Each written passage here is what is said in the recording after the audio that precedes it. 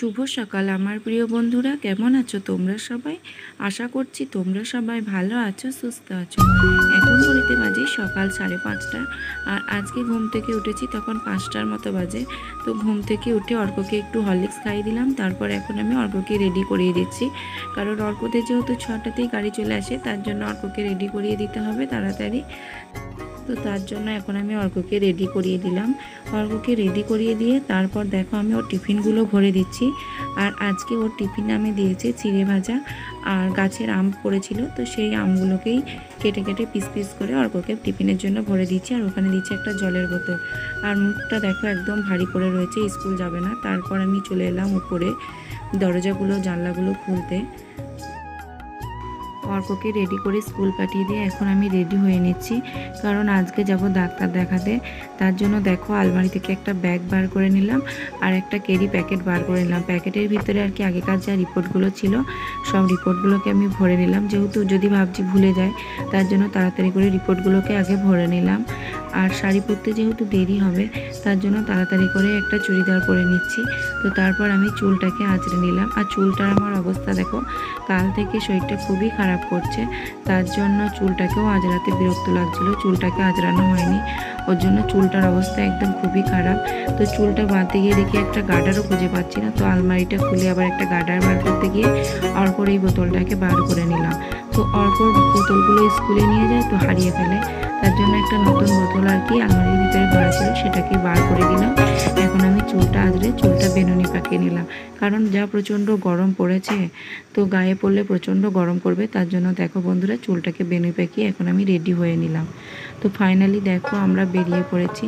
এখন ঘড়িতে বাজে সকাল 4:30টার মতো। আর সকালে গ্রামের পরিবেশটাকে দেখো, পুকুরটাকে কত সুন্দর দেখতে লাগছে। আর এদিকে দেখো গ্রামের মেয়ে বউরা সকাল উঠে ধান ওড়াচ্ছে ধান সিদ্ধ করার জন্য। আর দেখো রাস্তার চারিদিকে তিল মেলা হয়েছে। তো এখন যেহেতু তিলের সময়, তিল গাছগুলো কেটে জাগ দিয়েছিল, তো জাগ চলে এসেছে। এখন দেখো রাস্তার ধারে ধারে গোটা রাস্তাটা জুড়ে তিল গাছ মেলা হচ্ছে। আর বস্তায় করে যে তিলগুলো আগে ঝরেছিল সেই তিলগুলো নিয়ে আর কি রাস্তার ধারে ফেলে রেখেছে রৌদ্রে দেবে বলে। আর সকালে গ্রামের পরিবেশটাকে দেখো কত সুন্দর লাগছে। আর এই দিকটাতেও দেখো সবাই আর কি গোটা রাস্তাটা জুড়ে তিল মেলছে। তো তোমাদের দাদাভাইকে আমি বলছিলাম যে পাকা রাস্তাগুলো হয়ে কিন্তু তিল মেলা ধান শুকানোর কিন্তু ভালো সুবিধা হয়েছে। আর এদিকে পোলট্রি ফার্মটাকে দেখো কালারিং ত্রিপল লেগে কি দারুণ লাগছে। তো তারপর আমরা চলে এলাম এই রাস্তাটার দিকে। এই রাস্তাটাকে দেখো, রাস্তার দুপাশে গাছ রয়েছে, দেখো কত সুন্দর দেখতে লাগছে। আর সকালবেলায় দেখো গ্রামের লোকেরা মাঠে গরু ছাগল ভেড়া চড়াতে নিয়ে যাচ্ছে। আর রাস্তার দুপাশে যেহেতু গাছ রয়েছে তার জন্য রাস্তাটাও খুব ঠান্ডা। আর এখন যেহেতু 6:30টার মতো বাজে, তো এখন রোদ ওঠেনি, তো এখন বেশ ঠান্ডা ঠান্ডা হাওয়াও দিচ্ছে। আর আমাদের বাড়ি থেকে যেহেতু আমি যাচ্ছি শিয়ান ডাক্তার দেখাতে, তো 40 কিলোমিটারের মতো রাস্তা, তো যেতে অনেকক্ষণ সময় লাগবে। তার জন্য তাড়াতাড়ি বেরিয়ে পড়েছি। আর নাম লেখাতেও হবে কি, তার জন্য আমরা বেরিয়ে পড়েছি। আর এদিকে দেখো পলাশ ফুলের গাছগুলোকে, রাস্তার পাশে পলাশ ফুলের গাছগুলোকে কত সুন্দর দেখতে লাগছে, দেখো দারুণ লাগছে। আর মোটরসাইকেলে এত জোরে হাওয়া দিচ্ছে, দেখো আমার চুলের অবস্থা একদম খারাপ। তো তার জন্য আমি ওড়নাটাকে গলা দিকে নিয়ে নিলাম। আর এদিকে খাজুর গাছটাকে দেখো কত খাজুর ধরেছে। তো দেখো বন্ধুরা ফাইনালি আমরা ডাক্তারখানা পৌঁছে গেলাম। এখন ঘড়িতে বাজে মোটামুটি 7:45টার মতো। তো আসতে আমাদের মোটামুটি 1.5 ঘন্টার উপরে সময় লেগেছিল। আর দেখো এখন কিন্তু ডাক্তার আসেনি, তাও কত লোকের ভিড়, কত মোটরসাইকেল। আর আমরা যেহেতু গ্রামে থাকি, শহরের পরিবেশে আমাদের একটু অস্বস্তি লাগছে।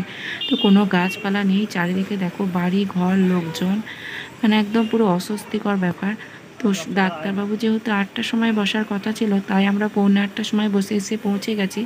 কিন্তু এসে শুনছি ডাক্তারবাবু 10টার সময় বসবে, তাই বসেই রয়েছে, কী আর করব। তারপর দেখো বন্ধুরা ফাইনালি আমাদের ডাক্তার দেখানো কমপ্লিট হয়ে গেছে। আর এখন কত ভিড় হয়েছে দেখো। তো এখানে যেহেতু অনেকগুলো ডাক্তার বসে, তাই প্রচুর লোকজনও জড়ো হয়েছে। তো কিছু লোকজন আবার ডাক্তার দেখে বাড়িও চলে গেছে, এখনও আছে। তারপর আমরা চলে এলাম একটা মিষ্টির দোকানে মিষ্টি খেতে। তো সকাল থেকে আমি যেহেতু কিছুই খাইনি, খালি পেটে ছিলাম, তো রসমালাইটা খেতে গিয়ে দেখো রসমালাইটা উঠছেই না। তার জন্য তোমাদের দাদাভাই বলছে দেখো আবার পড়েও যায় না। আর এদিকে আমার অবস্থাটা দেখো, নাকের কানেরগুলো সব খুলে দিয়েছি, তো এক্স-রে করলো তার জন্য। আর এদিকে আমি রাস্তায় দাঁড়িয়ে একটু কোল্ড ড্রিঙ্কস খেয়ে নিলাম। আর এদিকে আমার ঘাড়ের অবস্থাটা দেখো, ঘাড়টা একদম পুরো ফুলে গেছে। তো ডাক্তারবাবু কি বললো তোমাদেরকে আমি নেক্সট ভিডিওতে জানাবো।